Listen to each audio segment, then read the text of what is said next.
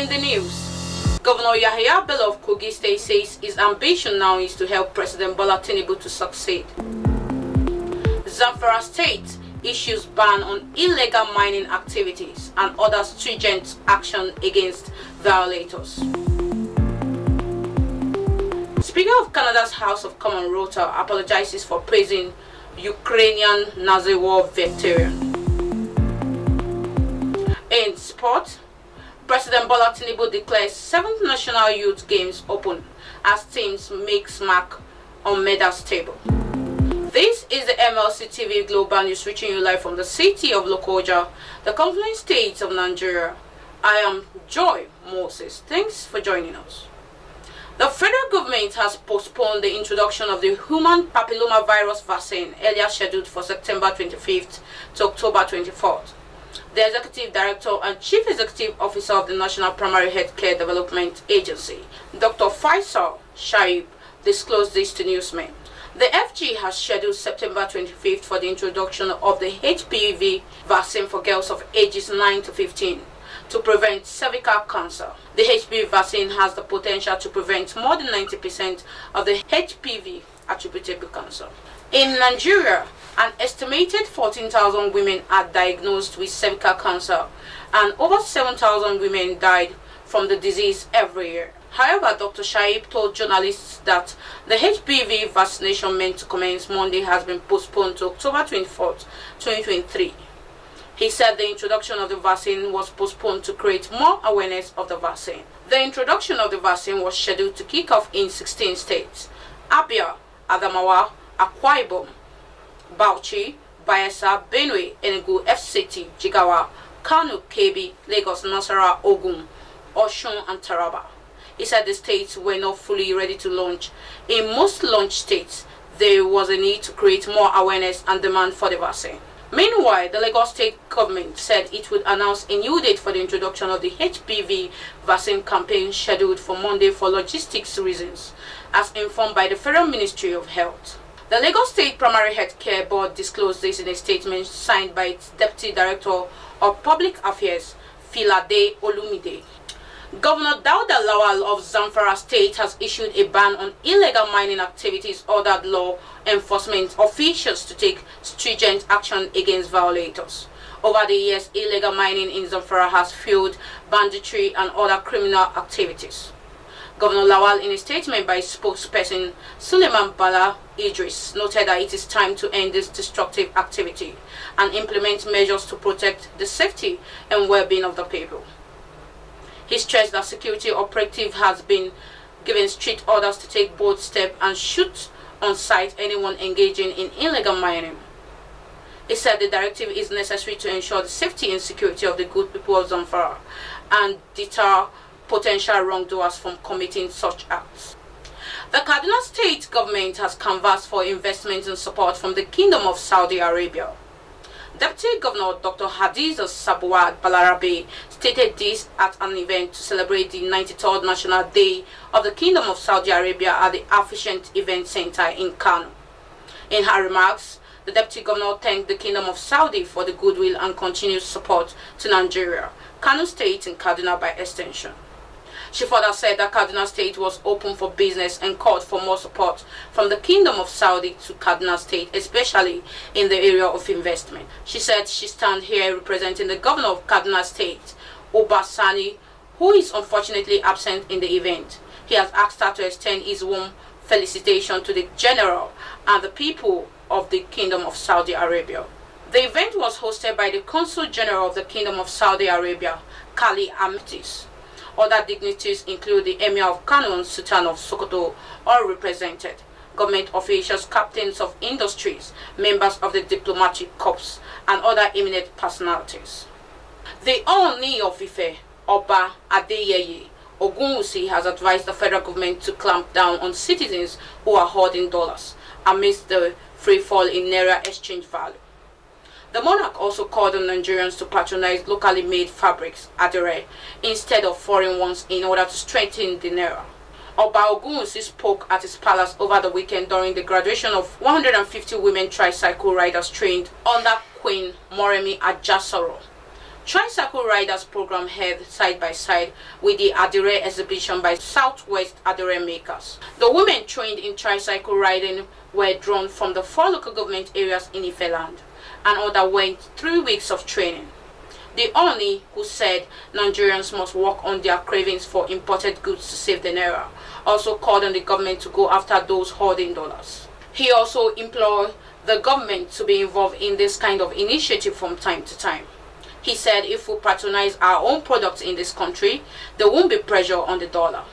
Speaking on the Queen Riders Initiative, a wife of the monarch, Queen Ronke Ogunwusi, said the women had completed their training, adding that the participants will be assisted to own a tricycle and pay back in installments. The Academic Staff Union of Universities has urged the federal government to release the salaries of lecturers withheld for embarking on a strike in 2022. The national president of ASU, Professor Emmanuel Osodeke, told journalists that the union expected the government to pay the withheld salary, but that there was no engagement yet on the issue. His reaction followed news of the approval of a percentage increment in salaries of workers in federal government-owned tertiary institutions. Recently, a splinter faction of ASU, the Congress of University Academics led by its national president, Ni Sumonu, visited the Minister of State for Education, Tanko Sununu, over the withheld salary of lecturers. Though the minister did not make any promise, he noted that the government would look into the matter. Speaking, the ASU president said no engagement between them and the federal government so far on the issue of the withheld salary. On politics, Governor YAHAYA BELLO of KOGI says his ambition for now is to help President BOLA TINUBU to succeed. The governor pointed that all Nigerians will succeed if President TINUBU succeeded. The governor, who spoke at an interactive session with journalists at the 3rd annual GYB seminar for Nigerians political and correspondents and editors on Saturday in Abuja, said that God has been kind to him. According to him, he assured of a landslide victory for APC in the forthcoming November 11th KOGI governorship election. Bello further said that APC remains solid in KOGI and all members remain in the APC fold in the state. We go on a short break now. We'll be right back.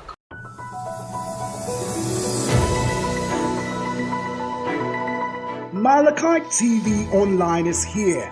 For your timely and reliable news that reaches you fast with the breaking news, choose MLC TV. Get human interest stories right here on MLC TV with entertainment, sports, business, culture, tourism, and fashion news stories all featured on MLC TV.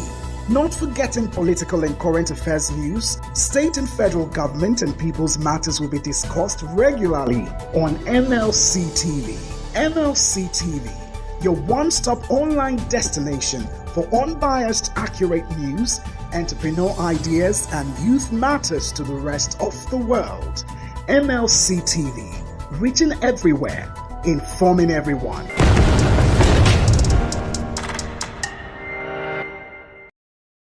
Welcome back.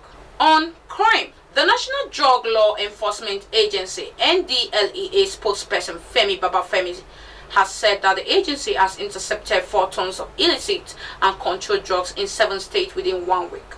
The drugs include nitrous oxide, popularly known as laughing gas, skunk, codeine syrup, methamphetamine, and tramadol. Babafemi added in a statement in Abuja. He said that the seizures were carried out during interdiction operation in Lagos, Kogi, FCT, Jigawa, Kaduna, Sokoto, and Edo states. The NDLEA spokesperson explained that over 1,000 cylinders of laughing gas with a total weight of 2,547.2 kilograms in Toyota Sienna buses on September 22 along Okene-Lokoja Abuja Expressway. According to him, 2 suspects, Oyebuchi Upozu and Kenneth Igwe, conveying the consignment to Abuja for distribution, has been taken into custody. He said one of the Toyota Sienna bus marked KTU 582HV was conveying 99 cartons containing 594 cylinders weighing over 1 million kilograms, while the other bus registered FKJ 329YA was loaded with 100 cartons, 600 cylinders weighing over 1,000 kilograms. Babafemi further disclosed that a 48-year-old woman, Ugo Eluba, was also arrested in Abuja in a follow-up operation after 2,400 ampoules of petazocine injection and 100,000 tablets of Exor 5 intercepted in Kogi State was traced to her. Babafemi further disclosed that a 48-year-old woman, Ugo Eluba, was also arrested in Abuja in a follow-up operation after 2,400 ampoules of petazocine injection and 100,000 tablets of Exor 5 intercepted in Kogi State were traced to her. Babafemi also said two suspects, Mutari Abdulaziz, 31, and Ayuba Madaki, 28, were arrested on September 23rd at Zuba FCT with different quantities of methamphetamine, cannabis, and over 13,000 pills of tramadol. He further said that during his stop and search operation along Kanu Hadija Road in Jigawa, two suspects, Shaibu Yusuf, 27, and Abubakar Hussaini, 20, were arrested on September 23rd with 89.1 kgs of skunk. Babafemi said that 6,000 ampoules of petazocine injection were recovered from a suspect, Usman City, 35, along Abuja Forest Road, Kaduna State, while on his way to Bauchi State. And on the foreign scene, the Speaker of Canada's House of Commons, Anthony ROTA, has apologized for praising a Ukrainian man who served in Nazi unit during World War II. Yaroslav Hunka, 98, was sitting in the gallery and got a standing ovation in Parliament after ROTA said he was a hero during a visit by Ukrainian President Volodymyr Zelensky. Canadian Jewish group SIJA said it was deeply troubled that a veteran of a Nazi division that participated in the genocide of Jews has been celebrated. He said this should never happen again. Prime Minister Justin Trudeau was with Zelensky in Parliament at that time. Thousands of Ukrainians fought on the German side during the war, but millions more served in the Soviet Red Army. In a statement, ROTA said that on 22 September, in his remarks following the address of the President of Ukraine, he recognized an individual in the gallery. He said he had subsequently become aware of more information which causes him to regret his decision to do so. ROTA said that no one, including fellow parliamentarians and the Ukraine delegation, was aware of his intention or his remark before he delivered them. This initiative was entirely his own. Screenwriters in the US says they have reached a tentative deal with studio bosses that could see them end a strike that have lasted nearly 5 months. The Writers Guild of America said it was exceptional with meaningful gains and protection for writers. WGA members must still have a final say. It is the longest strike to affect Hollywood in decades and has halted most films and TV production. A separate dispute involves actors who are also on strike. The writers' walkout, which began on 2nd May, has cost the U.S. economy around $5 billion, according to an estimate from Macon Institute Economics, Kevin Cloden. The dispute has shut down many of America's top shows. As well as issues around pay, the writers fear the impact of artificial intelligence potentially supplanting their talents. Negotiations also broke down over staffing levels and the royalties payments that writers receive for popular streaming shows. They complain that those residuals are just a fraction of the earning they would get from a broadcast TV show. The WGA leadership and union members need to agree a 3-year contract with the Alliance of Motion Picture and Television Producer before they return to work. The Guild's message on the proposed deal said details still have to be finalized and it was not yet calling off the strike. Joy Dada has the latest in the world of entertainment. Welcome to Entertainment Segment. I am Joy Dada.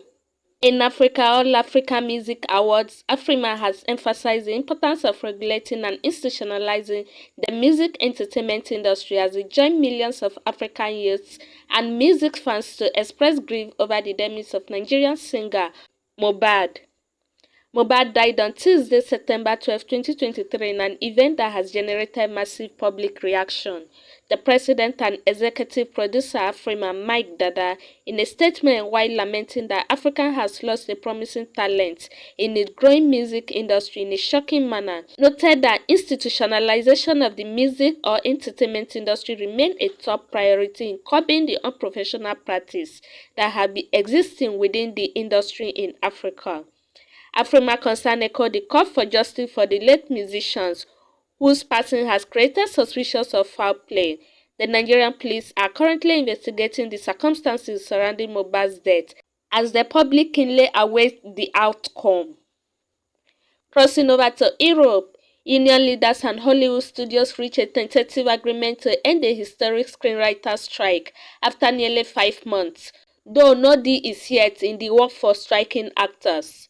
The Writer Guild of American announced the deal in a joint statement by the Alliance of Motion Picture and Television Producers, the group that represents studios, streaming services, and production companies in negotiations. The 3-year contract agreement settled on after 5 marathon days of renewed talks by WGA and AMPTP negotiators that was joined at times by studio executives, must be approved by the Guild's board and members before the strike officially ends. The proposed solution to the writers' strike came after talks resumed for the first time in a month. Chief executives, including Bob Iger of Disney, Ted Sarandos of Netflix, David Zaslav of Warner Bros., and Donna Langley of NBC Universal reportedly took a part in the negotiation directly. It was reached without the intervention of federal mediators or other government officials, which has been necessary in previous strikes. Thanks for joining me. I am Joy Dada reporting for MLC TV.